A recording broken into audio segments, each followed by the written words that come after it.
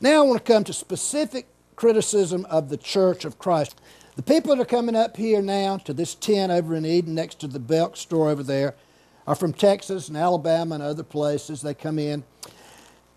I really find them to be repulsive creatures. There's a couple of them. This one named Sean Payton I found to be particularly obnoxious.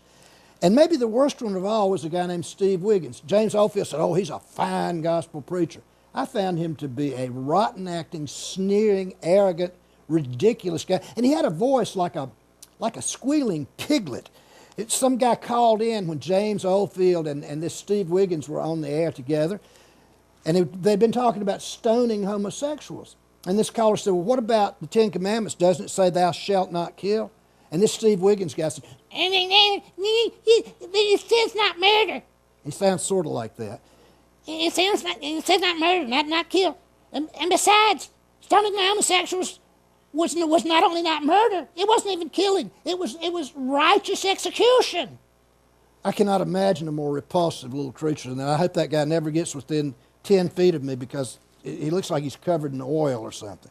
Terrible people. But I don't believe Richard Dawkins had said that pedophilia wouldn't damage somebody permanently. I know how he feels. And that sounds like something you got off Fox News or maybe one of these religious fanatic shows by a Church of Christ preacher. Maybe Steve Wiggins or some other goon.